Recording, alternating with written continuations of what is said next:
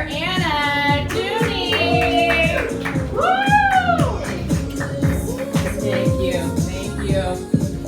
I'm Anna. Nice to meet everybody. You know what I realized the other day? Is that potato does not work over text. You just say potato twice and nobody knows what you're talking about. That's the end of that bit. Anybody have a mental illness? Woo! Shout out for some mental illnesses. We all have a little bit, you know, a little tinge of it. Mental illnesses are kind of like nipples, you know? Everybody has them. You can exchange them for drugs if you know the right people. If they're exposed in the wrong places, you know, you might have a hard time getting a job or potentially could lead to your arrest at some point. But, you know, we all have a little bit of something. It's a room full of comedians. I'm sure we have some fun stuff going on in these heads. Everybody's got something, but most of us have ADHD, I'm pretty sure.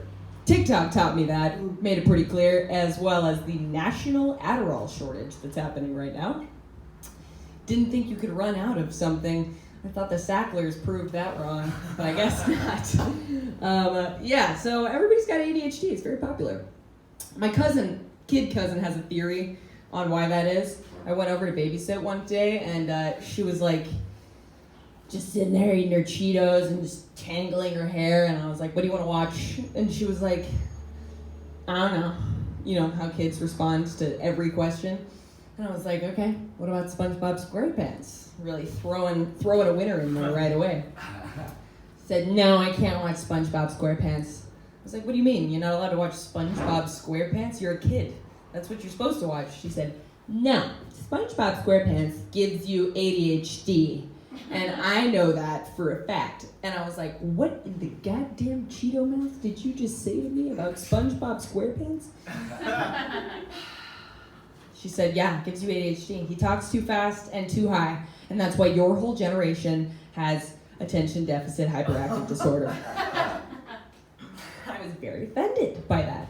And then I looked down, and she was delivering me this news with her just face smushed into an iPad playing Fruit Ninja and then like reading Charlotte's Web on a Kindle in the other hand. And I was like, yeah, SpongeBob's the problem. Sure. So I said, okay, fine. Winnie the Pooh then. She said, okay, deal, Winnie the Pooh. Everybody likes Winnie the Pooh. And I was still kind of tangled up in knots about the whole ADHD conversation. Still a little offended. And then as we were watching Winnie the Pooh, I realized that there's nipples everywhere in that show. Not literal nipples. Winnie the Pooh is famous for no pants, not no shirt. Everybody knows that. But like the analogy from earlier, mental illnesses. Every character in Winnie the Pooh represents a mental illness, I'm pretty sure. I've actually nailed it down to a science. Winnie the Pooh, we'll start out with the main guy. Can't get away from the goddamn honey. Every decision he makes is based on more honey.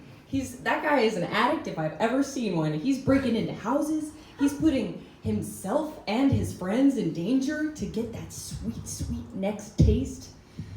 Poor Piglet is just riddled with anxiety about the whole thing. He's suffering from some codependence as well, just trying to help his friend Pooh out. Just getting into terrible situations, always at the brunt end of a bad idea. And then poor Rabbit. Rabbit's just living in his little tree root house. He's just cleaning. Everything has to be clean. My name is Rabbit, I'm clean. I think he's got OCD. That's my deduction from that. And then, of course, Pooh just comes barreling in. Just, you got any fucking honey in here? Rabbit absolutely blows his tube every time. And then we've got Tigger. Everybody loves Tigger. He's the best. He just pulls up, you know, he bounces around from place to place. He never knows, he can never remember why he's there, but he's got a great song that he sings. He said, the wonderful thing about Tigger is that I'm the only one. ADHD, dyslexia, tinge of narcissism there at the end. He's got all of it. And then said, poor Eeyore. You can never see the light at the end of the tunnel. So I'm watching this and I'm just like, wow, this is a full revelation. We all have nipples, man.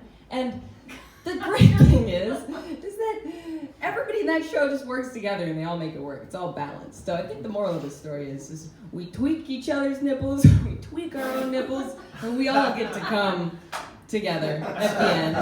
That's my time. I'm Anna doing it.